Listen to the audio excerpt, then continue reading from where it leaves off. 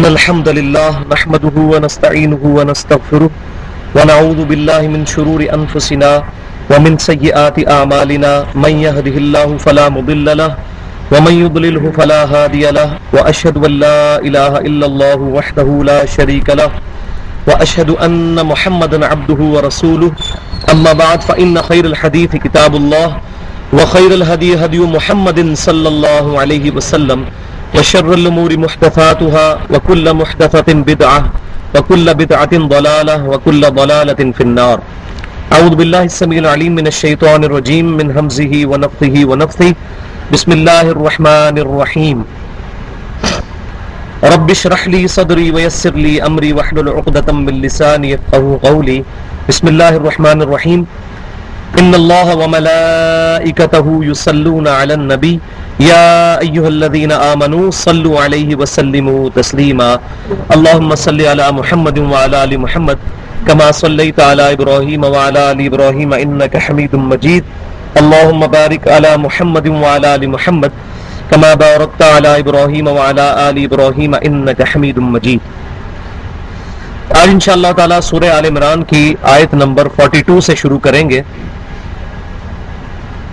پچھلے رکوع کے اندر بھی اللہ تبارک و تعالیٰ نے کرسچنز کو ایڈریس کرتے ہوئے عیسیٰ علیہ السلام اور ان کی والدہ سے متعلق کچھ ہسٹری جو ہے وہ بیان فرمائی.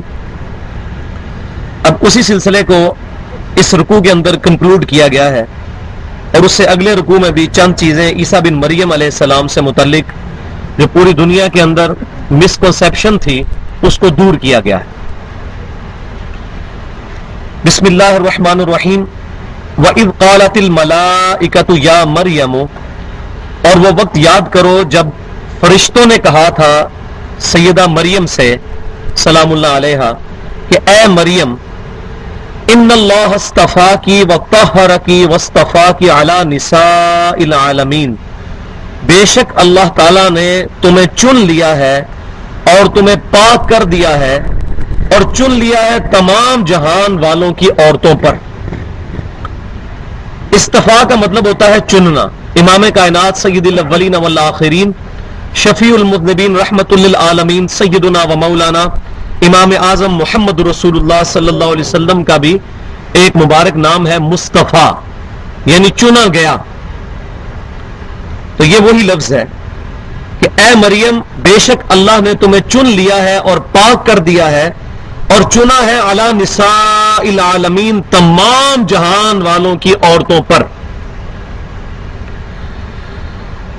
بہت بڑی فضیلت عطا فرمائی کہ ایک پیغمبر کی والدہ ہونے کا شرف اللہ تعالیٰ نے ان کو بخشا. اور اس کے بدلے میں کیا کرو؟ یا مریم اقنتی، اے مریم اپنے رب کے حضور قیام کرو، اپنے رب کی عبادت کرو، لربی کی، اپنے رب کی، وسجدی اور سجدہ کرو، ورکعی اور رکوع کرو، مع الراکعین رکوع کرنے والوں کے ساتھ. اب یہ سارے وہ مونس کے سیغے استعمال ہو رہے ہیں، اس لیے تھوڑا سا آکورڈ لگ رہا ہے پڑھنے میں بھی. ان اللہ اصطفاکی وطہرکی، یہ سارے جو ہیں وہ مونس سے ریلیٹڈ سیغے ہیں. تو اے مریم اپنے رب کی عبادت کرو، اس کے لیے سجدہ کرو اور رکوع کرو، رکوع کرنے والوں کے ساتھ. ذالک من انباء الغیب، یہ ہیں غیب کی خبریں. نوحیہ الیک، جو اے محبوب صلی اللہ علیہ وسلم ہم آپ کی طرف وحی کرتے ہیں. وما کنت لدیہم اذ یلقون اقلامہم، اور آپ وہاں موجود نہیں تھے جب کہ وہ لوگ اپنی کلمیں ڈال رہے تھے. ایہم یکفل مریم، کہ کون ان میں سے سیدہ مریم کی کفالت کرتا ہے. اب اس ایک آیت کے اندر ایک واقعے کی طرف اشارہ ہے جس کی ڈیٹیل ہمیں انجیل کے اندر ملتی ہے، اور وہ یہ کہ سیدہ مریم سلام اللہ علیہا کو میں نے پچھلی دفعہ بتایا تھا کہ ان کے خالو سیدنا زکریا علیہ السلام کی کفالت میں دیا گیا، اور اس وقت چیف پریسٹ کی حیثیت سے سب سے بڑے مجاور کی حیثیت سے سیدنا زکریا علیہ السلام ٹیمپل آف سلیمان ہیکل سلیمانی میں بیٹھتے تھے. لیکن یہ مجاور سے مراد آج کل کے مجاور نہ سمجھیے گا، وہ اللہ کی درگاہ کے مجاور تھے اور وہاں دعوت و تبلیغ کا کام کیا کرتے تھے. اللہ تبارک و تعالیٰ نے ان کو وہاں پر یہ ڈیوٹی سونپی تھی. اور جو بنی اسرائیل کے رہنے والے لوگ تھے وہ وقتاً فوقتاً اپنے بچوں کو عبادت کے لیے اس ٹیمپل آف سلیمان ہیکل سلیمانی میں چھوڑ جایا کرتے تھے تاکہ وہ فل ٹائم اللہ تعالیٰ کی عبادت میں یہاں وقت گزارے اور وہاں وہ ایک استاد کی شاگردگی میں وقت گزار کر ایک کامل شخصیت بن کے ابھرے. اور ظاہر ہے استاد کون؟ سیدنا زکریا علیہ السلام. انبیاء اکرام وہاں استاد کی حیثیت سے بیٹھتے تھے. سیدنا زکریا کے بعد پھر آپ کے بیٹے سیدنا یحییٰ علیہ السلام بیٹھے. تو جب سیدہ مریم کی کفالت کا وقت آیا تو جو ادھر مزید اور بھی پریسٹ موجود تھے انہوں نے بھی اس خواہش کا اظہار کیا کہ ہم سیدہ مریم کو اپنی کفالت میں لیں گے. یہ چھوٹی سی بچی تھی، ان تمام نے کہا کہ ہم ان کی تربیت کریں گے. تو اب جب اختلاف پیدا ہوا تو اللہ تبارک و تعالیٰ نے سیدنا زکریا علیہ السلام کو وحی کے ذریعے یہ بات ارشاد فرمائی. آپ لوگ بہت کھلے کھلے بیٹھے، آگے قریب آ جائیں کیونکہ پیچھے آنے والوں کے لیے پھر جگہ نہیں بچ رہی. اور قریب ہو، ادھر سے قریب ہو. میرا خیال آپ کو 1 سال تو ہو گیا درس سنتے ہوئے، قریب قریب بیٹھتے ہیں، ہر دفعہ کہنا پڑتا ہے جزاک اللہ. اور یہ محفل کے آداب میں سے بھی ہے، کلوز ہو کے بیٹھے. تو یہ طے پایا سیدنا زکریا علیہ السلام کو اللہ تعالیٰ نے وحی کے ذریعے یہ بات ارشاد فرمائی کہ اپنی اپنی کلمے ڈالو. اور کلمے کیسے ڈالنے تھی؟ وہاں سے ایک ندی بہتی تھی، اس ندی کے اندر اپنی قلم جو ہے پین اس کو ڈالنا تھا. جس کی قلم جو ہے وہ ندی کے بہاؤ کے اپوزٹ چلنی شروع ہو جائے، مخالفت میں. ویسے تو آپ کبھی بھی کوئی قلم ڈالیں گے، آپ قلم سے مراد آج کل کا پین یا بال پین نہ سمجھے، یہ جو ہم تختیوں کے ساتھ بچپن میں ہم نے تو وہ وقت دیکھا ہے کہ لکھا کرتے تھے، کانے جو ہوتے تھے، اس کو ہم پنجابی میں کانے کہتے ہیں، وہ بالکل ہلکے سے ہوتے ہیں، وہ پانی میں تیرنے لگ پڑتے ہیں. تو تمام لوگوں نے اپنے اپنے قلم جو ہے وہ ندی میں ڈالے. اب ہونا تو یہ چاہیے کہ ندی کے بہاؤ کے ساتھ وہ بہنا شروع کر دیں جس طرف ندی جا رہی ہے، لیکن یہ طے پایا کہ جس کی قلم ندی کے اپوزٹ بہنا شروع ہوگی، یعنی ندی ایسے بہ رہی ہے تو قلم دوسری طرف چلنا شروع ہو جائے، تو ظاہر ہے یہ بہت بڑا معجزہ ہی ہو سکتا ہے. فزیکل لاز آف نیچر تو اس کو سپورٹ نہیں کرتے. پانی جس طرف جاتا ہے اسی طرف چیزوں کو بہا کے لے کے جاتا ہے. تو یہ فزیکل لاز کا ٹوٹنا ہی تو معجزہ ہوتا ہے اللہ تعالیٰ کی طرف سے. اب پانی جو ہے پانی، اس میں اگر کوئی بندہ چلے تو ڈوب جائے گا بغیر کشتی کے، لیکن موسیٰ علیہ السلام کے لیے اللہ تعالیٰ نے آسا مارنے کی برکت سے پانی میں راستہ بنا دیا. تو یہ فزیکل لا آف نیچر جو تھا، جو قدرت کا قانون تھا، وہ ٹوٹ گیا. قدرت کے قانون کا ٹوٹنا ہی اللہ کی طرف سے معجزہ، عقل کو عاجز کر دینے والی چیز. اسی طریقے سے موسیٰ علیہ السلام کے ہاتھ میں جو ڈنڈا تھا وہ آپ اس کو پھینکتے تھے، وہ عصا جو ہے وہ سانپ بن جاتا تھا. اب انڈے میں سے تو سانپ نکلنے کی سمجھ آتی ہے، لیکن ایک لکڑی کا ڈنڈا وہ سانپ میں کنورٹ ہو جائے تو یہ بالکل اپوزٹ ہے فزیکل لاز آف نیچر کے.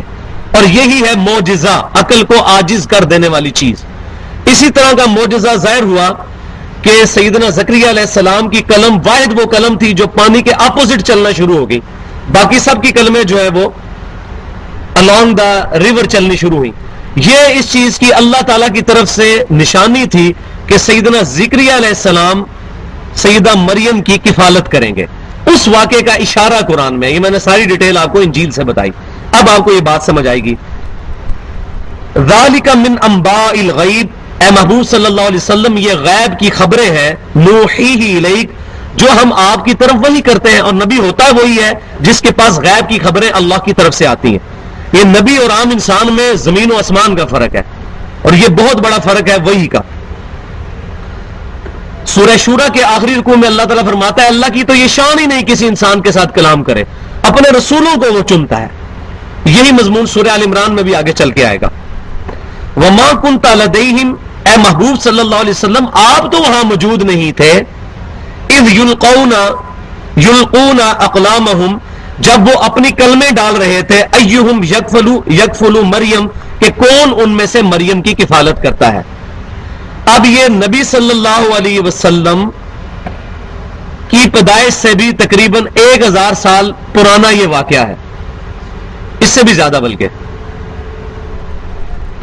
اور نبی صلی اللہ علیہ وسلم اس واقعے کو بالکل اسی طریقے سے بیان کر رہے ہیں جیسا کہ وہ واقعہ ہوا ہے. آپ صلی اللہ علیہ وسلم تو وہاں موجود بھی نہیں تھے، اللہ تعالیٰ فرما رہے ہیں. تو یہ اس بات کی دلیل ہے کہ آپ کے پاس اللہ کی طرف سے وحی آتی ہے، اس کا ذکر ہے. اے محبوب صلی اللہ علیہ وسلم، یہ غیب کی خبریں ہیں جو ہم آپ کو عطا فرماتے ہیں.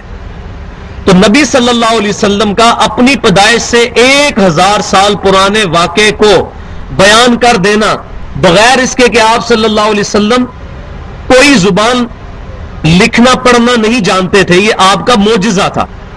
آپ صلی اللہ علیہ وسلم شاعری بھی نہیں جانتے تھے، یہ بھی آپ کا معجزہ تھا. اس کا ذکر قرآن میں موجود ہے.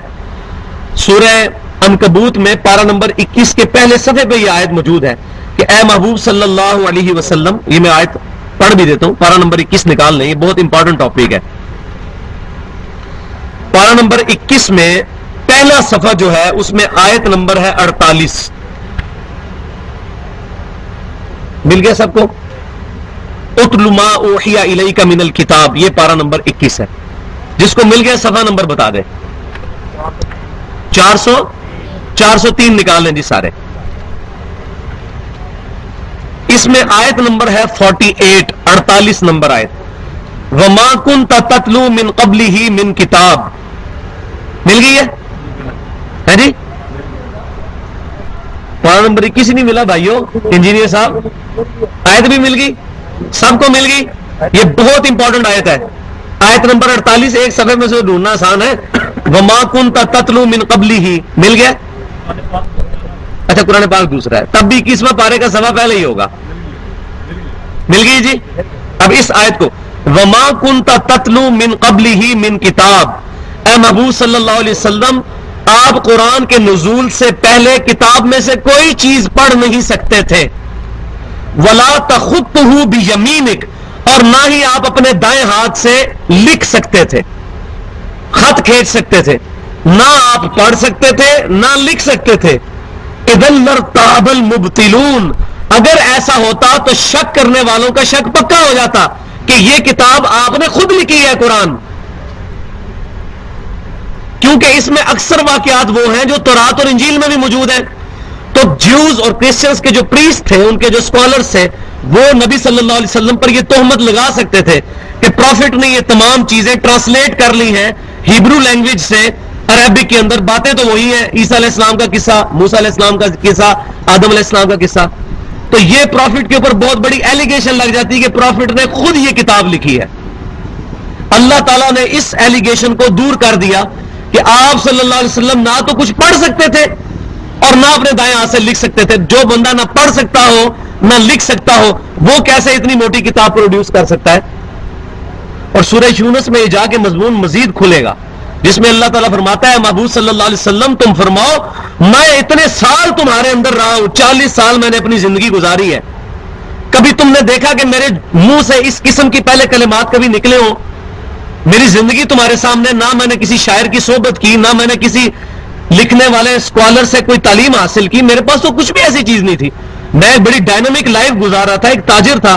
اچانک جو ہے میری زندگی کے 40ویں سال میں دل دنیا سے اچاٹ ہونا شروع ہوا. آپ صلی اللہ علیہ وسلم غار ہرا میں چلے گئے، وہاں عبادت کرنی شروع کی اور وہاں فرشتہ نازل ہوا اور پھر ایک ریولوشن کا سلسلہ شروع ہو گیا.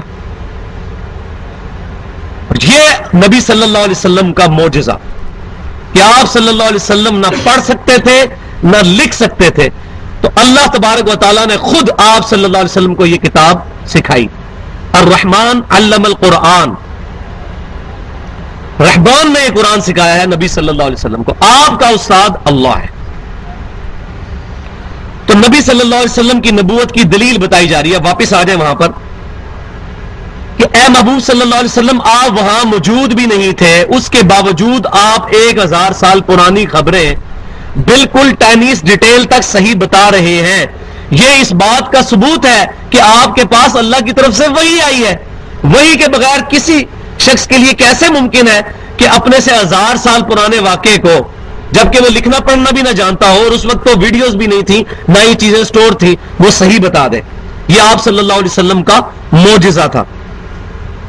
وما كنت لديهم اذ يختصمون، اور نہ آپ وہاں پر موجود تھے جب وہ آپس میں جھگڑ رہے تھے. جب وہ آپس میں جھگڑ رہے تھے نہ آپ اس وقت وہاں موجود تھے، نہ کلمے ڈالتے وقت موجود تھے. اور آپ تمام باتیں ارشاد فرما رہے ہیں کرسچن سے اور جوز سے، یہ آپ کی نبوت کی دلیل ہے کہ آپ کے پاس غیب کی خبریں آتی ہیں صلی اللہ علیہ وآلہ وسلم. تو یہاں سے یہ مسئلہ بھی کلیئر ہو گیا کہ نبی صلی اللہ علیہ وآلہ وسلم حاضر و ناظر کا جو عقیدہ ہمارے پاکستان میں علماء بریلوی اور علماء دیوبند کا ہے، ان کی کتابوں میں یہ عقیدہ موجود ہے، کیونکہ دونوں کے مشترکہ بزرگ شاہ عبدالحق محدث دہلوی المتوفا 1052 ہجری، انہوں نے حاضر و ناظر کا عقیدہ پہلی دفعہ امت کے اندر انجیکٹ کیا. اور یہ دونوں بریلوی اور دیوبندی علماء کے پائنیئر بزرگ ہیں، اور اسی سلسلے کو آگے لے کے چلے. آج کل دیوبند تھوڑے سے اس سے پیچھے ہٹ چکے ہیں، وہ علیحدہ بات ہے، لیکن ان کے بزرگ اس سے بری نہیں ہیں. اور جب تک یہ اپنے بزرگوں سے اعلان برات نہیں کرتے اس وقت تک یہ بھی اس باطل عقیدے کی زد میں آئیں گے. اور وہ عقیدہ کیا ہے کہ نبی صلی اللہ علیہ وسلم اپنے مبارک زمانے سے لے کر قیامت تک دنیا میں موجود ہے، حاضر و ناظر ہے، جہاں چاہے وہ تشریف لا سکتے ہیں. یہ علماء دیوبند اور بریلوی علماء کا متفقہ عقیدہ ہے. میں عوام کی بات نہیں کرتا، عوام بیچاری بولی بالی ہے. عوام قادیانیوں کے گھر پیدا ہو تو قادیانی ہوتی ہے، دیوبندیوں کے گھر پیدا ہو دیوبندی ہوتی ہے، کوئی اہل حدیثوں کا گھر پیدا ہو اہل حدیث ہوتا ہے، کوئی بریلویوں کا گھر پیدا ہو بریلوی ہوتا ہے. عوام بیچاری کا کوئی قصور نہیں. مسئلہ ہے مولویوں کا جو عوام کو غلط طریقے پر چلاتے ہیں. چونکہ میں خود بھی اسی سیٹ اپ سے آیا ہوں اور میں یہ تمام زندگی گزار چکا ہوں، اس لیے مجھے یہ چیزیں پتہ ہے کہ یہ علماء یہ کرتے ہیں. اور پھر اوپر سے پابندی یہ لگاتے ہیں قرآن حدیث ڈائریکٹ نہیں پڑھنا، گمراہ ہو جاؤ گے. کیونکہ جو قرآن کی آیت پڑھ لے وہ گمراہ تو ہوگا. پھر وہ کہے گا کہ نبی صلی اللہ علیہ وسلم تو وہاں موجود نہیں تھے. آپ کہتے ہو نبی صلی اللہ علیہ وسلم حاضر و ناظر ہے، اور حاضر و ناظر کا عقیدہ ہے حضرت آدم علیہ السلام سے لے کر قیامت تک نبی صلی اللہ علیہ وسلم حاضر و ناظر ہے. یہ لفظ اللہ کے لیے بھی استعمال نہیں کرنا چاہیے، حاضر کا لفظ خصوصاً. ناظر کا لفظ ٹھیک ہے، اللہ دیکھنے والا ہے. حاضر کہتے ہیں موجود، ناظر کہتے ہیں دیکھنے والے کو. اللہ تبارک و تعالیٰ اپنے عرش پر اپنی شان کے لائق مستوی ہے. اپنے علم، قدرت، سمع و بصارت کے ساتھ کائنات کے ایک ایک ذرے کا اللہ نے احاطہ کیا ہوا ہے، یہاں تک کہ ہماری شہرک سے بھی قریب ہے. ہم 3 نہیں ہوتے، چوتھا اللہ ہمارے ساتھ ہوتا ہے، سورۃ المجادلہ میں آتا ہے. ہم 5 نہیں ہوتے، چھٹا اللہ ہمارے ساتھ ہوتا ہے. وَهُوَ مَعَكُمْ أَيْنَمَا كُنتُمْ، تم جہاں کہیں بھی ہو وہ تمہارے ساتھ ہوتا ہے. وَهُوَ بِكُلِّ شَيْءٍ عَلِيمٌ، اور اللہ نے یہ تمام چیزیں اپنے علم کے ذریعے احاطہ کیے ہوئے ہیں. لہذا یہ جو صوفیاء کا باطل عقیدہ ہے، جو علماء دیوبند اور علماء بریلوی، اب یہ نام لے کے اگر نام نہ لیا جائے تو بھائی یہ بےمانی ہے، امت کو دھوکہ دینے والی بات ہے. پورا قرآن کرسچن اور جوز کے نام کے ساتھ بھرا ہوا ہے. بعض اوقات کسی بندے کے ذہن میں آ رہا تھا یہ نام کیوں لیتا ہے، تو اللہ نے قرآن میں نام کیوں لیا کرسچن؟ اور صرف اللہ تعالیٰ فرماتا کہ کچھ لوگ جو کہ یہ کہتے ہیں کہ ایک بندہ ہے جو اللہ کا بیٹا ہے، ایسا تو اللہ نے نہیں کہا. اللہ نے فرمایا لقد کفر الذین قالوا ان اللہ هو المسیح ابن مریم، وہ لوگ کافر ہیں جو کہتے ہیں عیسیٰ بن مریم اللہ ہی ہے، نام لے کے کہا. ما کان ابراہیم یہودی ولا نصرانی، ابراہیم علیہ السلام نہ یہودی تھے نہ نصرانی تھے. ولکن کان حنیفا مسلما وما کان من المشرکین، بلکہ وہ سب سے ٹوٹ کر ایک اللہ کے ہو گئے تھے اور وہ مشرک بھی نہیں تھے. اور آج میں کہوں گا نبی صلی اللہ علیہ وسلم نہ دیوبندی تھے نہ بریلوی تھے نہ وہابی تھے، وہ مسلمان تھے. ما کان ابراہیم یہودی ولا نصرانی، وہی سیم بات ہے. یہ قرآن تو قیامت تک کے لیے رہنمائی ہے. جب یہود و نصارہ کا نام لے کے ان کو بتایا جا رہا ہے، ہماری بھی مجبوری ہے نام لینا. نام لے کر بتائیں گے، کسی کو گالی گلوچ نہیں کریں گے، غلطی پوائنٹ آؤٹ کریں گے، کسی پہ کفر کا فتویٰ نہیں لگائیں گے، غلطی پوائنٹ آؤٹ کر کے فیصلہ آپ کے ہاتھ میں.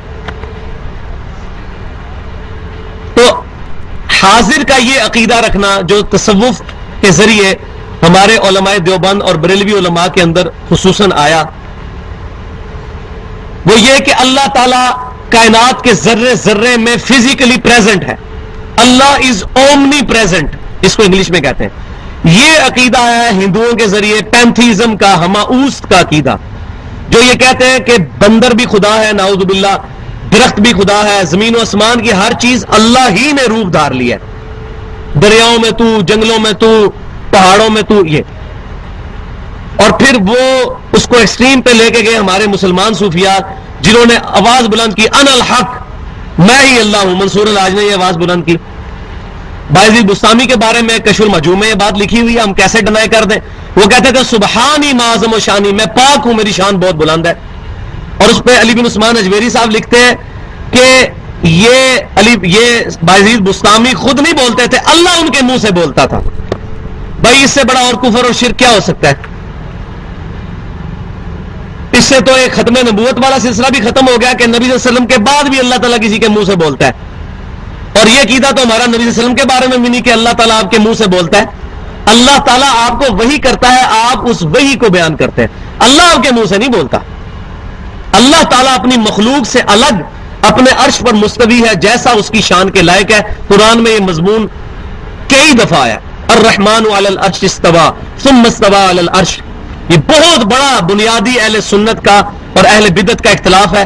اہل سنت اللہ تعالیٰ کو عرش پر مانتے ہیں، اور اہل بدعت کا یہ عقیدہ ہے کہ اللہ تبارک و تعالیٰ کائنات کے ذرے ذرے میں فزیکلی پریزنٹ ہے. ہم بھی یہ مانتے ہیں کہ اللہ تعالیٰ کائنات کے ذرے ذرے کو اپنے علم سے احاطہ کیے ہوئے ہیں. زمین کی تاریکیوں میں گہرائیوں میں بھی چلنے والے کیڑے کو بھی اللہ تعالیٰ دیکھ رہا ہے، لیکن اپنے عرش پہ مستوی ہو کے. بخاری اور مسلم کی متفق الحدیث ہے، اللہ تعالیٰ تہائی رات گزرنے کے بعد آسمان دنیا پہ نزول فرماتا ہے اور آواز دیتا ہے کوئی بخشش کا طالب میں اسے بخش دوں، ہے کوئی رزق مانگنے والا میں اس کو رزق عطا کروں. اور اس پہ سب کا عقیدہ ہے. یہ تو امام بخاری امام مسلم حدیث کو لے کے آئے، یہ سب کا متفقہ عقیدہ ہے. سلف میں کسی کا یہ اختلاف نہیں ہے، پہلے 300 سال تک کسی کا اختلاف نہیں ہے اس معاملے میں. یہ بعد میں معتزلہ اور جہمیہ کے ذریعے بد عقیدگی امت میں آنا شروع ہوئی. یہ ان لاجیکل ہے. ویسے بھی بات میں اگر آپ کو کہوں اللہ تعالیٰ فزیکلی ہر جگہ پریزنٹ ہے، تو کیا اللہ تعالیٰ نالی میں بھی پریزنٹ ہے، ٹوائلٹ میں بھی موجود ہے؟ نعوذ باللہ. یہ بات ان لاجیکل ہے. ویسے ہی ہاں، اللہ تعالیٰ کا علم ہر چیز کو گھیرے ہوئے ہے، اللہ کے علم میں ہر چیز ہے. اور قیامت والے دن اللہ تعالیٰ اس دنیا پہ نزول فرمائے گا جیسا اس کی شان کے لائق ہے. ہم تمثیل نہیں بیان کرتے، لیس کمثلہ شیء. ہم یہ نہیں کریں گے اللہ اپنے عرش پہ مستوی ہے جیسا میں اپنی کرسی پہ بیٹھا ہوں. یہ عقیدہ کفر ہے، یہ کسی کا بھی نہیں ہے. ہاں، جو اہل بدعت ہیں وہ اہل سنت سے متنفر کروانے کے لیے کہتے ہیں جی اہل سنت کہتے ہیں کہ اللہ تعالیٰ عرش پہ مستوی ہے، تو یہ اللہ کے لیے زمان و مکان ثابت کر دیتے ہیں اور جسمیت کے قائل ہیں. نعوذ باللہ. کسی نے یہ بات نہیں لکھی. لیس کمثلہ شیء، اللہ کی مثل کوئی نہیں. اللہ عرش پہ مستوی ہے اپنی شان کے لائق. امام مالک رحمۃ اللہ علیہ کا قول بہت پیارا ہے، پوری امت کا اجماع ہوا ہے اس قول کے اوپر کہ اللہ کا عرش پر ہونا معلوم ہے، کیفیت مجہول ہے، یہ نہیں پتا کس طرح ہے. لیس کمثلہ شیء. اور سوال کرنا بدعت ہے. اگر وہ پوچھے گا اللہ تعالیٰ کیسے ہے، تو یہ بھی ترجمہ نہیں کریں گے کہ اللہ عرش پر جا بیٹھا. نہیں، اللہ عرش پر مستوی ہوا جیسا اس کی شان کے لائق ہے. تو یہ بات کہاں سے کہاں تک چلی گئی؟ تو اللہ تعالیٰ کے لیے ناظر کا لفظ استعمال کریں گے، حاضر کا لفظ نہیں استعمال کریں گے. نبی صلی اللہ علیہ وسلم کے لیے حاضر و ناظر کا لفظ سب سے پہلے اس سب کانٹیننٹ میں شاہ عبداللہ محدث دہلوی صاحب لے کے آئے، اور انہوں نے یہ امت کے اندر انجیکٹ کر دی یہ چیز. اب یہ مسئلے آپ کو تفسیر ابن کثیر میں نہیں ملیں گے، سیدھی سی بات ہے. اس دور کے مسئلے نہیں تھے. نہ تفسیر قرطبی میں ملیں گے، نہ آپ کو تفسیر ابن جریر میں ملیں گے. یہ مسئلے آج کے دور کے مسئلے ہیں. تو لہٰذا آج کے دور کے مسئلوں کو بھی ایڈریس کرنا بہت ضروری ہے، کیونکہ اس کی وجہ سے بد عقیدگی پھیل رہی ہے. تو حاضر و ناظر کا یہ عقیدہ ہے کہ نبی صلی اللہ علیہ وسلم آدم علیہ السلام سے لے کر قیامت تک ہر جگہ موجود ہیں، یا اپنی قبر انور پر موجود ہیں اور پوری کائنات کا مشاہدہ کر رہے ہیں. اور اس عقیدے کو صحیح ثابت کرنے کے لیے ساتھ یہ کہہ دیا جاتا ہے کہ اللہ تعالیٰ چاہے تو کیا ایسا نہیں ہو سکتا؟ تو اگر اسی طریقے سے ساری باتیں ثابت کرنی شروع کر دی جائیں تو سارے کے سارے عقیدوں کا بیڑا غرق ہو جائے گا. امام احمد بریلوی صاحب نے 1905 میں حسام الحرمین میں جو قاسم ننوتوی بانی دارالعلوم دیوبند پہ کفر کا فتویٰ لگایا تھا، جس پہ 35 علماء عرب نے سائن کیے تھے، وہ اسی بات پہ تو لگایا تھا کہ انہوں نے یہ کہا، قاسم ننوتوی صاحب نے تحذیر الناس میں، کہ نبی صلی اللہ علیہ وسلم کے بعد بھی کوئی نبی آ جائے تب بھی ختم نبوت میں فرق نہیں آئے گا. بالفرض یہ اسی طرح ہی ہے، بالفرض اللہ کے ساتھ کوئی اور خدا بھی ہو تب بھی توحید میں فرق نہیں آئے گا. یہ کلمہ کہنا صحیح ہے؟ اور توحید نام ہی اس کا ہے کہ اللہ کے ساتھ کوئی اور الہ نہیں ہے. ختم نبوت کا مطلب یہ ہے کہ نبی صلی اللہ علیہ وسلم کے بعد کوئی نبی نہیں ہے. لہٰذا یہ کہنا کہ بالفرض نبی صلی اللہ علیہ وسلم کے بعد بھی کوئی نبی آ جائے تو ختم نبوت پہ فرق نہیں آئے گا، یہ عقیدہ کفر ہے. اور احمد بریلوی صاحب کا یہ فتویٰ بالکل ٹھیک ہے اس عبارت کے اوپر. قاسم نقوی صاحب نے مرنے سے پہلے توبہ کر لی تو الگ بات ہے، ہم کسی بندے کو کافر نہیں کہتے، عبارت پہ فتویٰ لگاتے ہیں.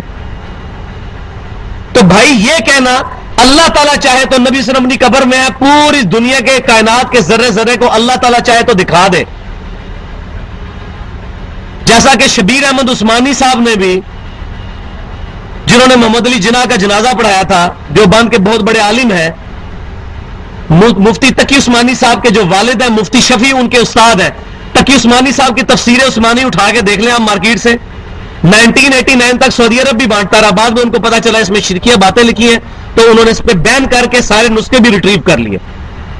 اس میں دوسرے پارے میں پہلے صفحے کے اوپر یہ حاشیے میں بات لکھی ہوئی ہے جہاں وہ آتا ہے نا کہ امت محمدیہ صلی اللہ علیہ وسلم ہم نے آپ کو درمیانی امت بنایا ہے تاکہ آپ گواہ بنو پچھلی امتوں پر اور نبی صلی اللہ علیہ وسلم آپ پر گواہ بنے. تو اس کے حاشیے میں شبیر احمد عثمانی صاحب لکھتے ہیں کہ نبی صلی اللہ علیہ وسلم کا قیامت تک آنے والے ہر امتی کے ہر عمل سے واقف ہے کیونکہ ہر شخص کا نامہ اعمال حضور صلی اللہ علیہ وسلم کی قبر میں پیش کیا جاتا ہے. اب یہ پتہ نہیں کہاں سے عقیدہ انہوں نے گھڑا ہے. ہاں صحیح مسلم میں یہ حدیث ہے کہ ہر سوموار اور جمعرات کو اللہ کی بارگاہ میں نامہ اعمال پیش کیا جاتا ہے. انہوں نے پکڑ کے نبی صلی اللہ علیہ وسلم کے ساتھ، اور اب ہم اس عقیدے کی بد عقیدگی واضح کرتے ہیں تو کہتے ہیں گستاخ رسول ہے. تو اس کا جواب ہمارے پاس بہت پیارا ہے الحمدللہ. ہم منطق سے بھی جواب دیں گے اور علم سے بھی جواب دیں گے. نبی صلی اللہ علیہ وسلم کو ایک صحابی نے آ کے سجدہ کیا. سنن ابن ماجہ کی صحیح حدیث ہے، ابو داؤد میں بھی ہے لیکن وہ ضعیف سند کے ساتھ. سنن ابن ماجہ میں صحیح حدیث ہے، نبی صلی اللہ علیہ وسلم کو ایک صحابی نے آ کے سجدہ کیا. آپ صلی اللہ علیہ وآلہ وسلم نے فرمایا سر اٹھاؤ، یہ کیا کر رہے ہو؟ انہوں نے کہا یا رسول اللہ علیہ وسلم میں کوفے میں گیا، وہ نجدیوں کا شہر کوفیوں کا، اور وہاں میں نے ہیرا نامی ایک جگہ پہ دیکھا کہ لوگ اپنے سردار کو سجدہ کرتے ہیں، تو میں نے یہ بہتر سمجھا کہ میں آپ صلی اللہ علیہ وسلم کو بھی سجدہ کروں. تو آپ صلی اللہ علیہ وسلم کو چاہیے تھا اجازت دے دیتے، کیونکہ محبت میں سجدہ کر رہے تھے نا. انہوں نے بڑا صحیح انہوں نے اجتہاد کیا اور قیاس کیا. یہ قیاس ہے. انہوں نے کہا وہ اپنے حکمران کو کرتے ہیں، قیاس کرنا بالکل ٹھیک ہے لیکن قیاس قرآن سنت اجماع کے خلاف نہیں ہونا چاہیے. اب اس صحابی کا بھی قیاس غلط ہو گیا. انہوں نے قیاس یہ کیا کہ وہ اپنے حکمران کو سجدہ کرتے ہیں، آپ تو اللہ کے نبی، ہم آپ کو سجدہ کریں گے. یہ اہل بدعت جو اہل سنت پر الزام لگاتے ہیں قیاس کو نہیں مانتے، ہم قیاس کو مانتے ہیں، اس قسم کے قیاس کو نہیں ہم مانتے جو قرآن سنت اجماع کے خلاف ہو. پہلی چیز قرآن، پھر سنت، پھر اجماع اور پھر اجتہاد. نبی صلی اللہ علیہ وسلم نے فرمایا اپنا سر اٹھاؤ، میں جب فوت ہو جاؤں گا تم میری قبر سے گزرو گے، کیا میری قبر پہ بھی سجدہ کرو گے؟ انہوں نے کہا نہیں یا رسول اللہ صلی اللہ علیہ وسلم. تو فرمایا کہ پھر مجھے کیوں سجدہ کر رہے ہو؟ آپ صلی اللہ علیہ وسلم نے اس کو اپنی گستاخی بیان کیا، فرمایا اٹھاؤ سر. آپ نے فرمایا عشق دے چلے نمبر لے کے عقل وارا انجے ہی عمرہ گالیاں، یہ نہیں فرمایا آپ نے، کیونکہ آپ صلی اللہ علیہ وسلم کو پتا تھا جو چیز اللہ کے ساتھ خاص ہے وہ نبی صلی اللہ علیہ وسلم کے ساتھ منسوب کرنا رسول اللہ کی شان میں گستاخی ہے. رسول اللہ صلی اللہ علیہ وسلم کے بارے میں ایسا عقیدہ رکھنا جو اللہ اور اس کے رسول نے تعلیم نہیں فرمایا گستاخی ہے. تمام 2.25 ارب 1.75 بلین کرسچنز حضرت عیسیٰ کو اللہ کا بیٹا کہتے ہیں، ہم مانتے ہیں، لیکن کرسچن کہتے ہیں تم گستاخ ہو حضرت عیسیٰ کے، ان کو اللہ کا بیٹا کیوں نہیں مانتے؟ ان کی اتنی شان ہے. ہم قرآن کی آیت پڑھ دیتے ہیں کہ اللہ تعالیٰ فرماتا ہے اللہ اس چیز کا ارادہ کرے، سورہ مائدہ آیت نمبر 17، کہ ہلاک کر دے عیسیٰ بن مریم کو، اس کی ماں کو، سب لوگوں کو ہلاک کر دے. اللہ کو کون پوچھ سکتا ہے؟ یہ اللہ تمہارا رب ہے، تم عیسیٰ کو پوچھ رہے ہو. کتنی سخت آیت. اللہ اس چیز کا ارادہ کرے عیسیٰ بن مریم، ان کی ماں اور سب لوگوں کو ہلاک کر دے. اللہ کو کوئی پوچھ نہیں سکتا. اللہ تعالیٰ کو موت نہیں آنے والی. تو اللہ تعالیٰ کو اپنی توحید اتنی پیاری ہے، یہ تمام عقائد بریف کی ہے اللہ تعالیٰ نے قرآن پاک میں. تو یہ حاضر و ناظر کا عقیدہ صرف یہ کہہ کے کہ اللہ تعالیٰ چاہے تو یہ کر سکتا ہے، اس طریقے سے بد عقیدگی پھیلانا یہ بہت بڑا ظلم ہے. اس طریقے سے تو ہر چیز ہی پھر میں یہ کہوں گا اللہ تعالیٰ چاہے تو موسیٰ علیہ السلام کو دوزخ میں پھینک دے اور فرعون کو جنت میں لے جائے. اور نہیں بھائی، یہ کلمہ کفر ہے. لا تبدیل لکلمات اللہ. کبھی ایسا نہیں ہوگا کہ موسیٰ علیہ السلام دوزخ میں چلے جائیں. اللہ کبھی یہ چاہے گا نہیں، کیونکہ اللہ چاہے گا تو اللہ ہی نہیں رہتا. جو جھوٹ بولے وہ اللہ نہیں، اور جو اللہ ہے وہ جھوٹ نہیں بولتا. اللہ نے قرآن میں کیٹاگوریکل مینشن کر دیا ہے، انہ من یشرک باللہ فقد حرم اللہ علیہ الجنہ ومأواہ النار وما للظالمین من انصار. بے شک جو کوئی اللہ کے ساتھ شرک کرے گا اللہ نے اس پہ جنت حرام کر دی، اس کا ٹھکانہ دوزخ ہے، وہاں اس کا کوئی مددگار نہیں ہوگا. حتیٰ کہ سید الاولین والآخرین شفیع المذنبین رحمت للعالمین سیدنا و مولانا امام اعظم محمد رسول اللہ صلی اللہ علیہ وسلم بھی اس کے کوئی کام نہیں آئیں گے. صحیح بخاری اور مسلم کی متفق علیہ حدیث ہے، صحیح بخاری کے کتاب الدعوات چیپٹر میں، صحیح مسلم کے کتاب الایمان چیپٹر میں، کہ اللہ تعالیٰ کے محبوب صلی اللہ علیہ وسلم فرماتے ہیں اللہ تعالیٰ نے ہر نبی کو ایک مقبول دعا دی. وہ ہر نبی نے اسی دنیا میں اپنی دعا کر لی، اور میں نے اپنی دعا اپنی امت کے لیے چھپا کے رکھ لی ہے. میں اس دعا کے ذریعے اپنی امت کی شفاعت کروں گا، اور میری شفاعت سے میرے ہر امتی کو نفع پہنچے گا سوائے اس شخص کے جس نے اللہ کے ساتھ کسی قسم کا شرک کیا ہوا. مشرک کو تو نبی صلی اللہ علیہ وسلم کی بھی مدد نہیں ہے. شرک is the most sensitive issue in the sight of اللہ. اللہ کے حضور سب سے حساس معاملہ شرک کا ہے. لیکن ہوتا کیا ہے، جب اپنے بزرگوں کی باری آتی ہے تو پھر ڈیفینڈ کرنا شروع کر دیتے ہیں. نہیں جی نہیں، یہ تو اللہ تعالیٰ چاہے تو قاسم نوتوی صاحب قبر سے مرنے کے 6 سال کے بعد زندہ ہو کے دارالعلوم دیوبند میں آ کے عصر کی نماز نہیں پڑھا سکتے. آپ منکر ہیں؟ یہ جواب دیتے ہیں آگے سے. اور اللہ تعالیٰ فرما رہا ہے سورہ انبیاء کے آخری حصے میں کہ حرام ہے کسی شخص کے لیے جو مر جائے کہ وہ دنیا میں واپس آئے.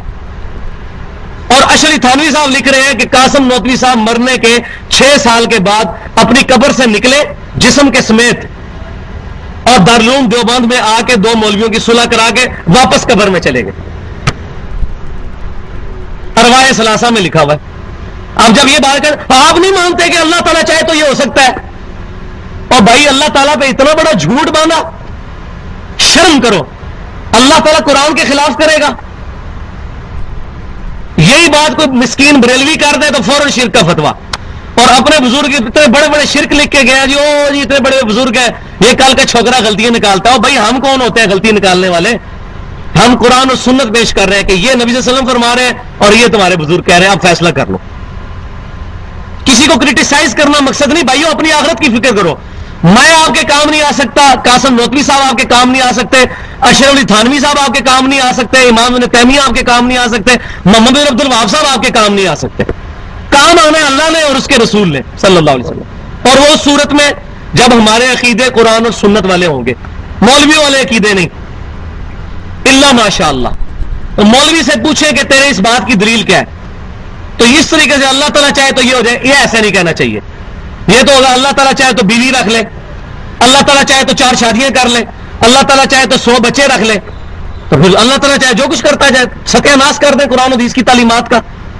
نہیں، اس کو فقہ کی لینگویج میں کہتے ہیں محال. فقہ سے مراد میں فقہ نہیں کہہ رہا جو یہ چاہے، فقہ کہتے ہیں سمجھ بوجھ کو. سمجھ یہ ہے، محال ہے یہ چیز کہ اللہ تعالیٰ اپنا بیٹا نہیں اڈاپٹ کرے گا. اللہ کے لیے محال ہے یہ چیز. اللہ تعالیٰ مشرک کو جنت میں نہیں بھیجے گا، یہ محال ہے. لا تبدیل لکلمات اللہ.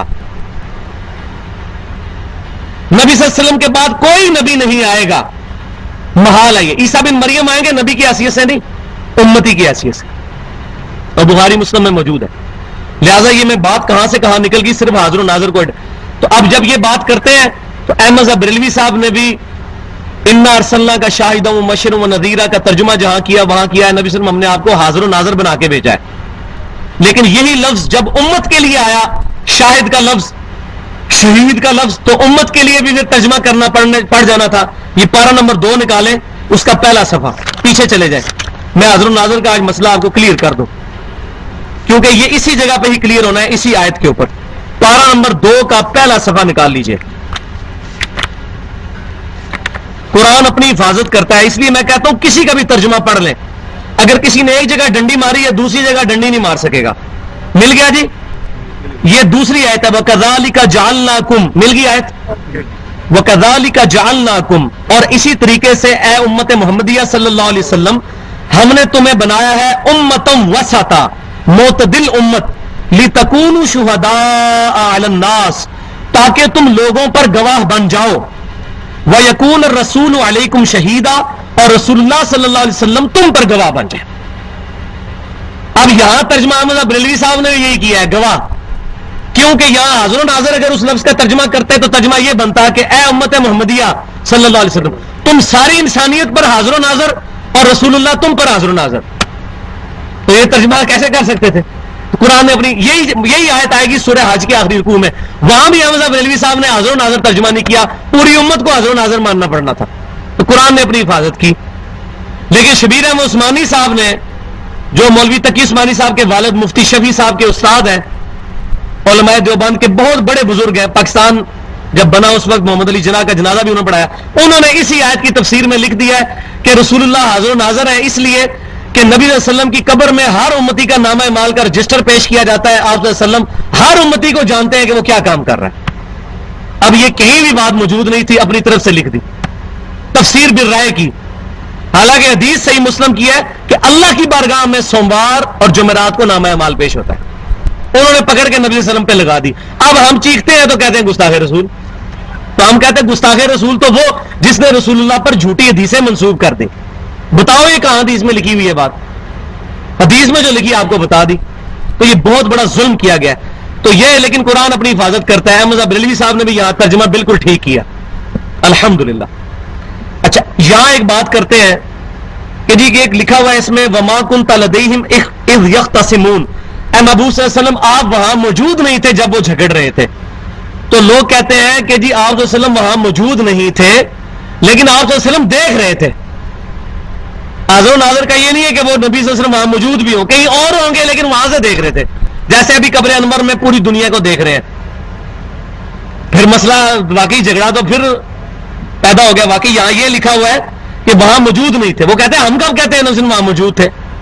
تو اس کا حل بھی قرآن پاک میں الحمدللہ موجود ہے. سورہ قصص کی آیت نمبر 44 میں, پارہ نمبر 20, سورہ قصص نکال لیں, آیت نمبر 44. آج میں ابھی ایک دو آیات سے آگے نہیں جا سکا کیونکہ یہ مسئلے کلیئر کرنا ضروری ہے, ورنہ تو بیر بکریوں کی طرح مولوی ہمیں آنکھ کے دوزخ کی طرف لے کے جاتے رہیں گے اگر یہ مسئلے ہم نے نہ کلیئر کیے. پارہ نمبر 20 سورہ القصص آیت نمبر 391 صفحہ جی, آیت نمبر 44 مل گئی جی.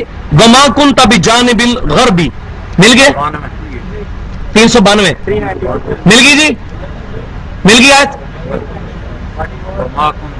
44 نمبر آیت سورہ قصص پارہ نمبر 20 392 صفحہ مل گئی جی. وما كنت بجانب الغربی, اے محبوب صلی اللہ علیہ وسلم آپ وہاں موجود نہیں تھے مغربی سمت میں. اذ قضینا الی موسیٰ, جب موسیٰ علیہ السلام کو اللہ تبارک و تعالی نے رسالت کا حکم بھیجا, آپ وہاں موجود نہیں تھے. یہ بھی آپ کی نبوت کی دلیل کہ آپ سے تقریباً 1800 سال پہلے موسیٰ علیہ السلام گزرے ہیں اور آپ وہاں موجود نہیں تھے, اور آپ صلی اللہ علیہ وسلم نہ اپنے دائیں ہاتھ سے لکھ سکتے ہیں نہ کوئی چیز پڑھ سکتے ہیں, یہ آپ کا معجزہ ہے. اس کے باوجود آپ کافروں کو یہ باتیں بتا رہے ہیں اپنی پیدائش سے 1800 سال پہلے کی, تو یہ آپ کی نبوت کی دلیل ہے. تو نہ آپ وہاں مغربی کنارے پر موجود تھے جب موسیٰ علیہ السلام کی طرف وحی کی, الی موسیٰ الامر, امر کی یعنی اللہ کی وحی کی. وما كنت من الشاہدین, اور نہ وہاں گواہ تھے. بہت ہی مسئلہ ہی حل ہو گیا. یہ ایک ہی آیت ہے پورے قرآن میں جو مسئلہ حل کرتی ہے, باقی جتنی آیتیں ہیں ان میں صرف یہ ہے کہ اے نبی آپ وہاں موجود نہیں تھے. میں بڑا پریشان تھا کہ کوئی آیت ایسی ملے جس میں یہ ہو کہ نہ موجود تھے نہ گواہ تھے. یہ آیت بھی مل گئی, اب مسئلہ ہی حل ہو گیا. نہ موجود تھے نہ گواہ تھے. اور یہ آیت جب مفتی احمد یار خان نعیمی صاحب نے جال حق میں یہ آیت لکھی ہے تو اس کے اس والے حصے کا ترجمہ ہی کوئی نہیں کیا. انہوں نے یہ لکھا ہے نہ نبی آپ وہاں موجود تھے نہ وہاں موجود تھے, یہ ترجمہ کر دیا کیونکہ وہ عقیدہ ہی سارا کولیپس ہو جانا تھا. تو قرآن میں نہ باطل آگے سے داخل ہو سکتا ہے, نہ دائیں سے نہ بائیں سے نہ آگے, لیکن ہاں اس صورت میں داخل ہوگا جب آپ مولوی کے پیچھے آنکھیں بند کر کے چلیں گے. مولوی جو مرضی پڑھاتا رہے, آپ طوطوں کی طرف پڑھتے رہے. میں آپ کو ایک ایک آیت کھول کے بتا رہا ہوں, کسی کا آپ شیعہ کا ترجمہ پڑھ لیں, قادیانی کا پڑھ لیں, دیوبندی بریلوی کسی کا بھی پڑھ لیں, اہل حدیث کا پڑھ لیں, یہ ایک ہی ترجمہ ہوگا. الحمدللہ قرآن پاک جو ہے اللہ تعالیٰ نے حفاظت کی، اس کی گارنٹی لی ہے۔ اب اتنی گفتگو کے بعد آگے چلتے ہیں۔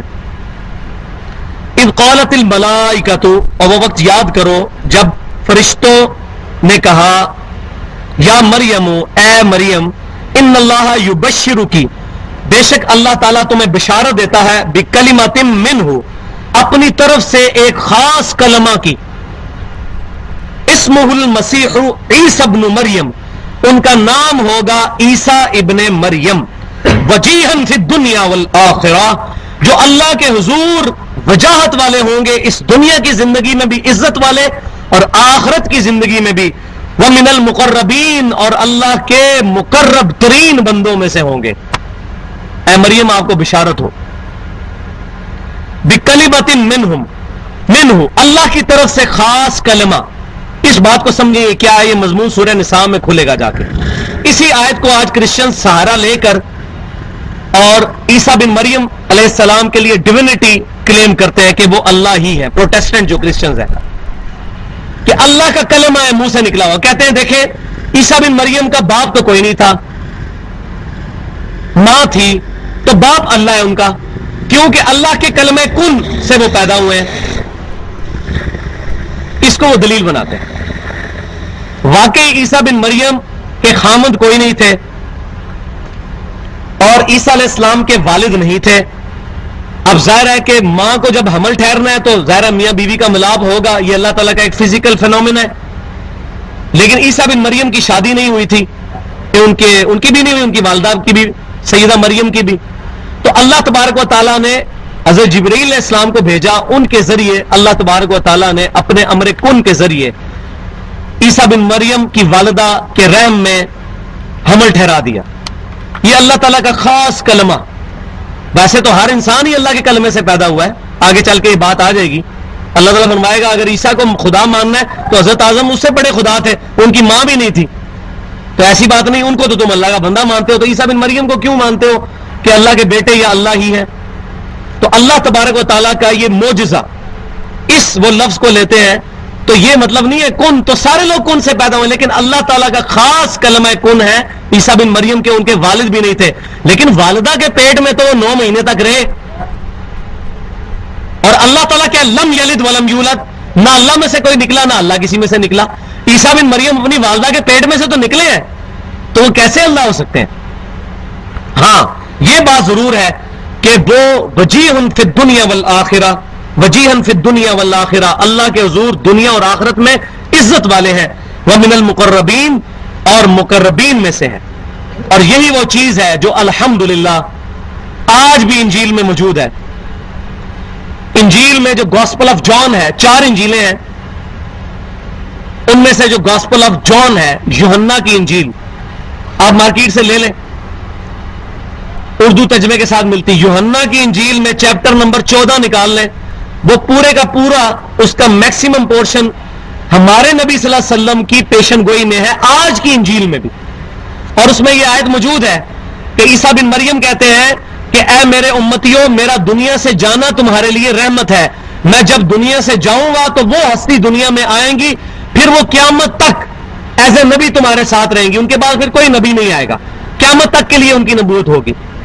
وہ دنیا میں میرا نام روشن کریں گے، اور وہ اپنی خواہش نفس سے کچھ نہیں کہیں گے، وہ وہی کہیں گے جو اللہ ان کو وہی کرے گا۔ یہ قرآن میں بھی ہے، وما ينطق عن الهوى ان هو الا وحی یوحی۔ تو عیسیٰ بن مریم نے کہا کہ میرا دنیا میں نام روشن کریں گے، کون؟ نبی صلی اللہ علیہ وسلم۔ اور الحمدللہ سوائے نبی صلی اللہ علیہ وسلم کے اور آپ کے ماننے والوں کے پوری دنیا میں کوئی بھی حضرت عیسیٰ علیہ السلام کی عزت نہیں کرتا، یہ ہمیں ہی شرف حاصل ہے۔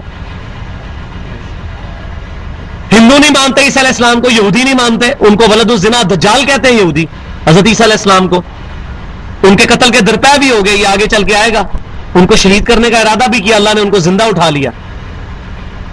تو Islam is the only non Christian believe on the face of earth which believes in Jesus Christ. اسلام ہی وہ دین ہے عیسائیت کے علاوہ، عیسائی مذہب کے علاوہ، جو عیسیٰ بن مریم کو مانتا ہے۔ اور یہ قرآن میں بھی آیت موجود، انجیل میں بھی، کہ دنیا میں آ کے میرا نام روشن کریں گے۔ یہودی تو کہتے تھے ولد الزنا، اور اللہ تعالیٰ نے حضرت مریم کی صفائی پیش کی ہے اس میں بھی, اور سورہ مریم پوری نازل کی کہ مریم سلام اللہ علیہا نے کوئی غلط کاری نہیں کی. اور آپ کو آج مزے کی بات بتا دوں, پوری انجیل میں یہ بات موجود نہیں ہے کہ حضرت مریم پہ جب تہمت لگی تھی تو اس تہمت کا جواب کیسے دیا تھا. یہ قرآن میں ہے کہ انہوں نے اپنے بیٹے کی طرف اشارہ کیا تو حضرت عیسیٰ علیہ السلام ماں کی گود میں بول پڑے. یہ بات انجیل خاموش ہے اس بارے میں, قرآن کو انجیل کی تفسیر کر رہا ہے. تو سورہ یونس میں آتا ہے کہ یہ تفسیر کرتی کتاب. کوئی کرسچن ہمیں انجیل سے نہیں یہ بتا سکتا کہ جب عیسیٰ بن مریم کی والدہ پر زنا کی تہمت لگی تو انہوں نے اپنی تہمت کیسے دھوئی اپنے سے. قرآن بتاتا ہے کہ انہوں نے, حضرت مریم نے اپنے بیٹے کی طرف اشارہ کیا, اللہ تعالیٰ نے ان کو الہام کیا, اور یہ بات آئے گی آگے چل کے. وَيُكَلِّمُ النَّاسَ فِي الْمَهْدِ وَكَهْلًا وَمِنَ الصَّالِحِينَ, اور تمہارا بیٹا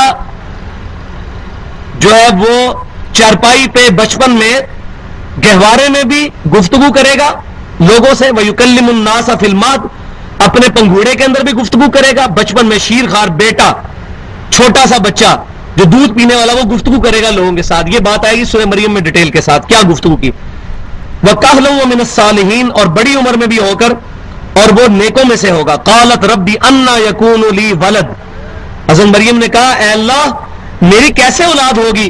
ولم یمسسنی بشر, جبکہ مجھے کسی انسان نے چھوا تک نہیں ہے شوہر ہونے کی حیثیت سے, تو میری اولاد پیدا ہو جائے گی, یہ کیسے ہو سکتا ہے. کیونکہ فزیکل لا آف نیچر تو یہی ہے, لیکن اللہ تعالیٰ نے یہ معجزہ بنایا. واقعی ایسا نہیں ہو سکتا. آج کوئی عورت یہ نہیں کہہ سکتی میں شادی نہیں کروں گی, اللہ تعالیٰ چاہے تو بغیر شادی کے بیٹا دے دے. ایسے تو نہیں ہو سکتا.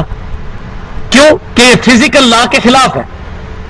ہم نے سنت پر عمل کرنا. نکاح سنت ہے, النکاح سنتی فمن رغب عن سنتی فلیس منی. بخاری اور مسلم کی متفق علیہ حدیث ہے, نکاح میری سنت ہے, جو میری سنت سے منہ پھیرے گا اس کا مجھ سے کوئی تعلق نہیں ہے. تو جب انہوں نے کہا کہ اے اللہ میری کیسے اولاد ہوگی جبکہ مجھے کسی بشر نے چھوا تک نہیں. قال کذالک اللہ یخلق ما یشاء, تو اللہ تعالیٰ نے فرمایا اللہ تعالیٰ جو چاہتا ہے جیسے چاہتا ہے پیدا فرما دیتا ہے. اب یہ گفتگو کیسے ہو رہی ہے, یہ دل کے ساتھ گفتگو ہو رہی ہے, زبان کے ساتھ نہیں. یہ حضرت مریم پر اللہ تعالیٰ کی طرف سے الہام, اور وہ دل میں سوچتی ہیں, اللہ تعالیٰ پھر اگلا جواب دل پہ الہام کرتا ہے. لیکن یہ الہام اس امت میں ختم ہو چکا ہے. جیسے اس امت میں توحید آخری درجے میں کامل ہوئی کہ سجدہ تعظیمی بھی حرام ہے, حالانکہ پچھلی امتوں میں نبیوں کو سجدہ کرنا جائز تھا. قرآن میں آتا ہے حضرت یوسف علیہ السلام کے بھائیوں نے, ان کے والدین نے ان کو سجدہ کیا, حضرت آدم کو فرشتوں نے سجدہ کیا. لیکن ہماری امت میں سجدہ تعظیمی بھی حرام ہے. توحید آخری درجے میں کامل, اور ختم نبوت بھی آخری درجے میں ہے. کوئی کشف الہام نہیں ہے. یہ جو ہماری کتابوں میں جگہ جگہ گیا فلاں کو کشف ہو گیا, فلاں کو یہ ہو گیا, یہ سب جھوٹی باتیں ہیں. حتیٰ کہ حضرت عمر کے بارے میں یہ جو بات ہے کہ حضرت عمر رضی اللہ تعالیٰ عنہ نے 600 میل دور یا ساریہ الجبل کہا, یہ روایت تمام محدثین کے نزدیک ضعیف ہے. سنن بہیقی میں یہ موجود ہے, اور صحیح بخاری میں اس کا بالکل الٹ روایت موجود ہے. لیکن بخاری تو صحیح کتاب ہے نا, اس میں حضرت عمر کہتے ہیں کتاب الشہادات چیپٹر میں بھی اور کئی چیپٹرز میں یہ حدیث آئی ہے کہ جب تک نبی صلی اللہ علیہ وسلم ہم میں موجود تھے, ہم سے کوئی غلط بیانی کرتا تھا اللہ ہمیں وحی کے ذریعے بتا دیتا تھا. جب سے نبی صلی اللہ علیہ وسلم فوت ہوئے, دنیا سے تشریف لے گئے ہیں, زندہ تو ہیں آج بھی اللہ کی جنتوں میں برزخی حیات کے ساتھ, دنیاوی زندگی کے ساتھ نہیں, لیکن دنیا سے جب سے نبی صلی اللہ علیہ وسلم تشریف لے گئے, اب اگر ہم سے کوئی غلط بیانی کرتا ہے ہمیں کوئی پتہ نہیں چلتا, ہم لوگوں کی شکلوں پہ فیصلہ کرتے ہیں, ہمیں نہیں پتا کسی کے دل میں کیا ہے. یہ حضرت عمر کہہ رہے ہیں. وہ شیطان نے واقعہ یہ یا ساری الجبل والا مشہور کر کے تو ایسا راستہ کھولا کہ جو بندہ کھڑا ہوتا ہے جی وہ کہتا ہے جی کشف ہو گیا, الہام ہو گیا, یہ ہو گیا.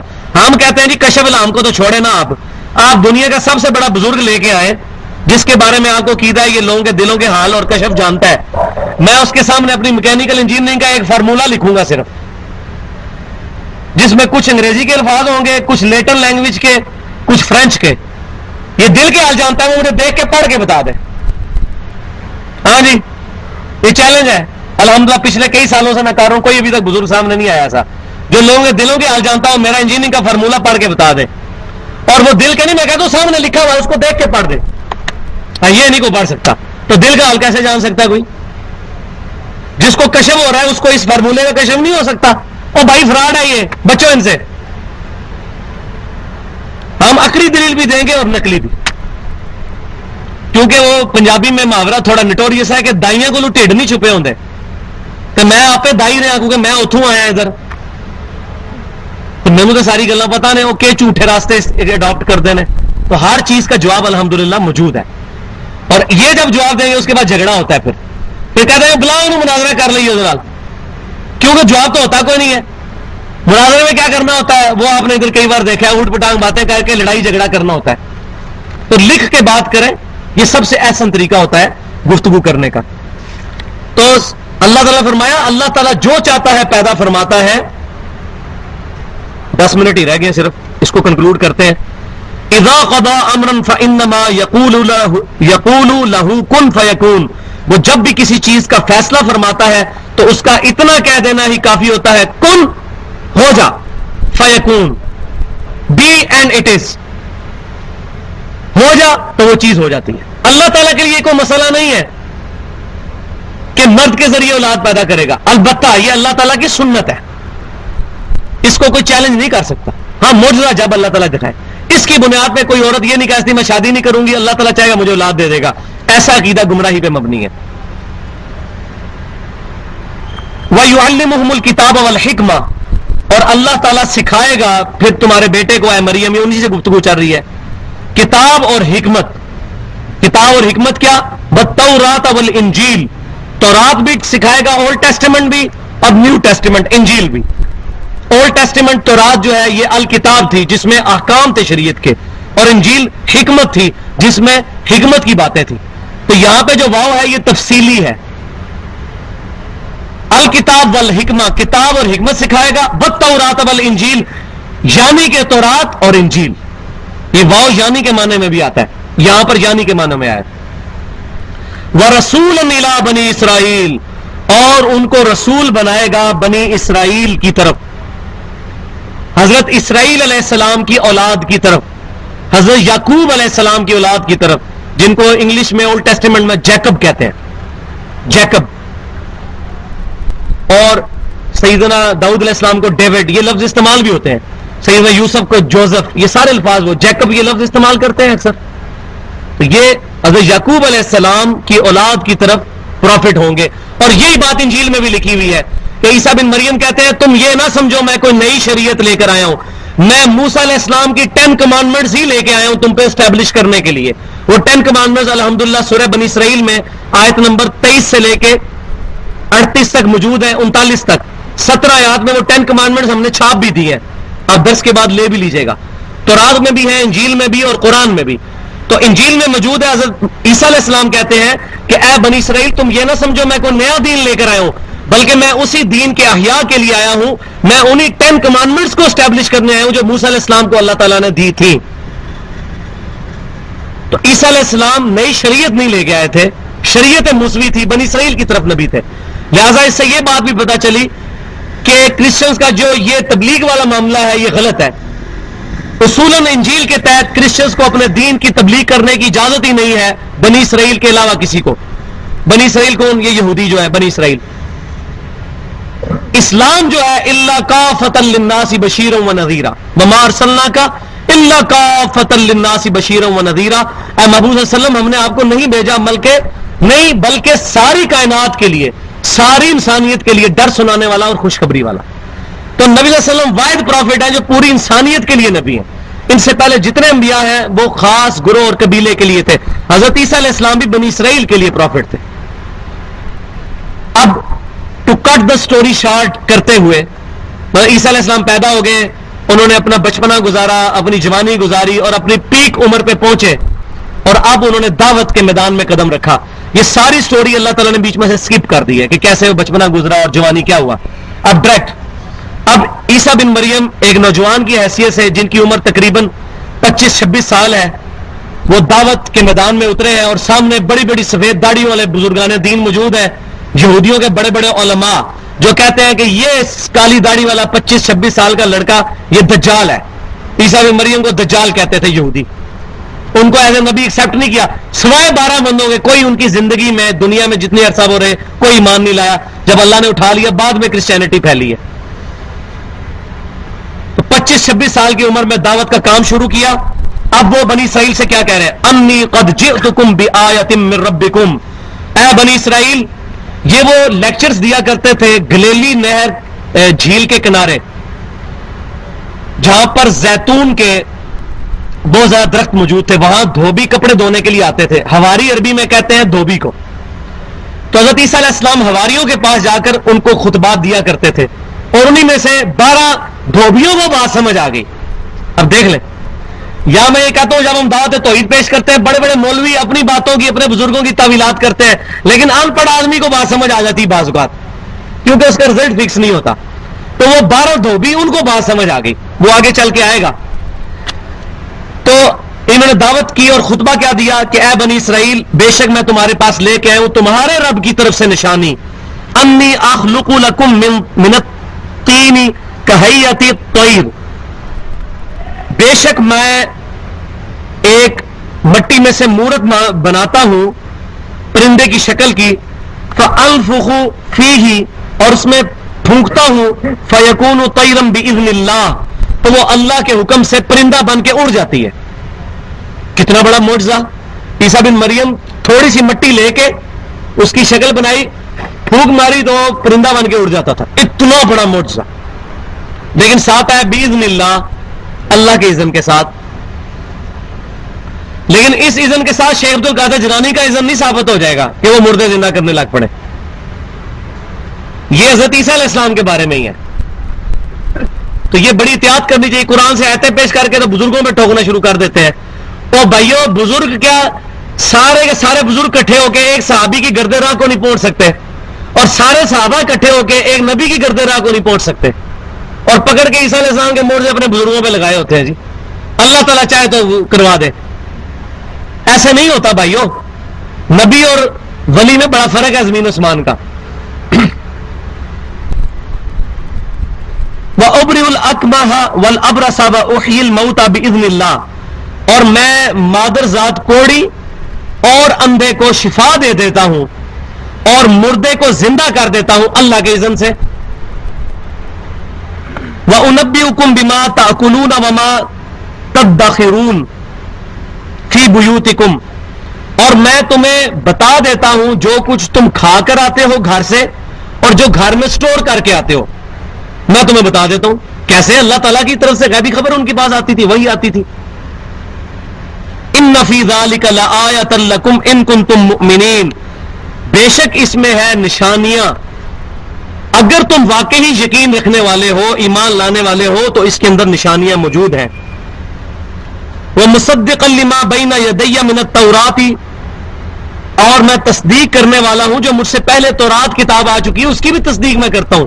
ایسا نہیں ہے کہ میں اگر انجیل لے کے آیا ہوں تو میں کہتا ہوں پچھلے سارے نبی فراڈ تھے، نعوذ باللہ، ایسا بھی نہیں ہے۔ میں تو تمہاری یہودی ہوں، تمہاری کتاب کی تصدیق کر رہا ہوں۔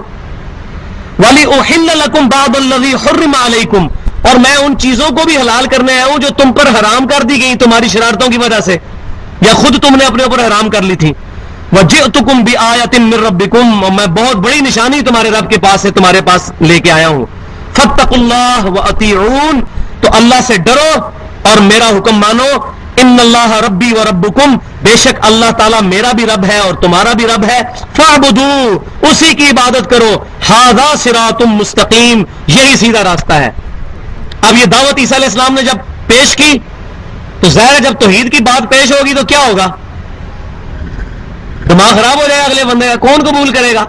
اتنے بڑے بڑے علماء یہود بیٹھے ہوئے کہنے لگے یہ کالی داڑھی والا کل کا چھوکرا آگے ہمیں سمجھا رہا ہے، اس کا تو باپ نہیں ہے، حرامی ہے، نعوذ باللہ، یہ الفاظ کہا کرتے تھے یہودی۔ اور یہ بزرگ پرستی اتنی بری چیز ہے کہ نبی سامنے آ گیا ہے لیکن بزرگ نہیں چھوڑے جا رہے کیونکہ ان کی داڑیاں سفید ہیں۔ اتنے بڑے بڑے بزرگ پاگل ہیں۔ اب کیا دعوت پیش کی تو قبول ہی نہیں کسی نے، تو کیا ہوا؟ فلما احس عیسیٰ منہم الکفر، جب عیسیٰ علیہ السلام نے محسوس کیا، یہ اردو میں بھی لفظ آتا ہے، ان سے کفر، کہ یہ تو بات سن ہی نہیں رہے ہیں، قال من انصاری اللہ، انہوں نے پھر آواز بلند کی، کون ہے جو اللہ کے حضور میری مدد کرے، اعلان حق بلند کرے، میرے ساتھ آئے، والنٹیئر، من انصاری اللہ، قال الحواریون نحن انصار اللہ، حواریوں نے کہا، چند دھوبیوں نے کہا کہ یہ مولوی تو آپ کی بات نہیں مان رہے، یہ سفید داڑیوں والے بڑے بڑے ملانے تو آپ کی بات نہیں مان رہے، ہم آپ کے ساتھ ہیں، نحن انصار اللہ، ہم اللہ تعالیٰ کے دین کے مددگار ہیں، پروفٹ آپ کے ساتھ۔ اور یہ 12 لوگ تھے، گلیلی جھیل کے کنارے عیسیٰ بن مریم کا واز سن کے انہوں نے حق کی دعوت قبول کر لی۔ آج بھی کوئی دعوت لے کے اٹھے اس کو بھی یہی بات کرنی چاہیے، کون ہے جو، میں اکثر یہ کہتا ہوں یار کہ کون ہے جو ہمارے ساتھ مل کے یہ دعوت کا کام کرے، کسی مکتبہ فکر سے نہیں، کتاب اور سنت اور اجماع کو حجت مانتے ہوئے اسلام کی بنیاد پر مسلمان ہونے کے رشتے پہ، من انصاری اللہ، کون ہے جو اللہ کے حضور مدد کرے؟ تو انہوں نے کہا نحن انصار اللہ، حواریوں نے کہا ہم ہیں اللہ کے دین کے مددگار، آمنا باللہ، ہم اللہ پر ایمان لائے، واشہد بأننا مسلمون، اور اے عیسیٰ آپ گواہ ہو جائیں ہم مسلمان ہو گئے۔ یہ دیکھ لیں، عیسیٰ علیہ السلام بھی مسلمان تھے، عیسیٰ علیہ السلام نہ یہودی تھے، نہ عیسائی تھے، نہ دیوبندی تھے، نہ بریلوی تھے، نہ وہابی تھے، نہ قادیانی تھے، وہ بھی مسلمان تھے۔ حضرت ابراہیم علیہ السلام بھی مسلمان تھے، اور نبی صلی اللہ علیہ وسلم کے بارے میں تو میں کئی دفعہ آیت پڑھ چکا ہوں، قل اننی ہدانی ربی الی صراط مستقیم دینا قیما ملۃ ابراہیم حنیفا وما کان من المشرکین قل ان صلاتي ونسكي ومحياي ومماتي لله رب العالمین لا شریک لہ وبذلک امرت وانا اول المسلمین۔ اے محمد صلی اللہ علیہ وسلم آپ اعلان کریں سب سے پہلا میں مسلمان ہوں۔ تو انہوں نے کہا کہ اے عیسیٰ علیہ السلام آپ گواہ ہو جائیں کہ ہم ایمان لے ہم مسلمان ہو گئے۔ اسی لفظ کو آج وہ کرسچنز کا جو بڑا فنیٹک قسم کا فرقہ ہے، یہوہ وٹنس، انہوں نے اپنا نام ہی رکھ لیا ہے خدا کے گواہ، یہوہ وٹنس، تو وہ کہتے ہیں قرآن میں بھی لکھا ہوا ہے یہ اللہ کے گواہ، واشہد بأننا مسلمون، آپ گواہ ہو جائیں کہ ہم اللہ کے لیے کھڑے ہو گئے ہیں، مسلمان ہو گئے ہیں۔ اور پھر انہوں نے کیا دعا کی، ربنا آمنا بما انزلت واتبعنا الرسول، اے رب ہمارے ہم ایمان لے آئے جو تو نے ہم پر انجیل نازل کی تھی، اور ہم نے تیرے رسول کی پیروی کی، ان مولویوں نے تیرے رسول کی بات نہیں مانی، ان یہود کے بڑے بڑے ملانوں نے بات نہیں قبول کی، ہم 12 دھوبیوں نے اللہ تیری بات مان لی، فاکتبنا مع الشاہدین، ہمیں لکھ لے گواہوں کے اندر، یہوہ وٹنس، گواہوں میں، اے اللہ ہم تیرے گواہ بن کے، یہ گواہ کا مطلب کیا ہے، اللہ کے گواہ بن کے دنیا میں کھڑے ہو جائے، شیطان کو ننگا نہیں ناچنے دیں گے، ظلم کے نظام کے خلاف کھڑے ہوں گے۔ وَمَكَرُوا وَمَكَرَ اللَّهُ، اب کیا ہوا، ان یہودی علماء نے بھی ایک چال چلی، مکر کیا، اور اللہ نے بھی اپنی خفیہ تدبیر فرمائی۔ یہاں کئی لوگوں نے ترجمہ کیا اللہ نے مکر کیا، لیکن مجھے احمد صاحب بریلوی صاحب کا ترجمہ پسند ہے، انہوں نے بڑا پیارا ترجمہ کیا ہے، اللہ نے خفیہ تدبیر فرمائی۔ اللہ کے لیے مکر کا نٹوریس ورڈ نہیں استعمال کرنا چاہیے۔ وَمَكَرُوا، انہوں نے مکر کیا یہودی علماء نے، وَمَكَرَ اللَّهُ، اور اللہ تعالیٰ نے اپنی خفیہ تدبیر فرمائی، وَاللَّهُ خَيْرُ الْمَاكِرِينَ، اور اللہ تعالیٰ کی خفیہ تدبیر سب سے بڑھ کر ہے۔ وہ خفیہ تدبیر کیا تھی وہ انشاءاللہ میں ڈیٹیل سے آپ کو اگلی دفعہ بتاؤں گا کہ کیسے اللہ تعالیٰ نے عیسیٰ علیہ السلام کو بچایا، اور کیسے اللہ تبارک و تعالیٰ نے ان کے حواریوں کو جو ہے وہ ذریعہ بنایا، وہ سارے کا ساری ڈیٹیل انشاءاللہ اگلی دفعہ۔ اور عیسیٰ بن مریم دنیا میں اتریں گے، اس عقیدے کو بھی میں انشاءاللہ بریف کروں گا، جو آج کل منکرین حدیث کہہ رہے ہیں کہ یہ عقیدہ ہی باطل ہے، عیسیٰ علیہ السلام کوئی دنیا میں نہیں آئیں گے، تو انشاءاللہ میں اس کا رد اگلی دفعہ کروں گا۔ سبحانک اللہم و بحمدک، اشہد ان لا الہ الا انت، استغفرک و اتوب الیک، وما علینا الا البلاغ المبین۔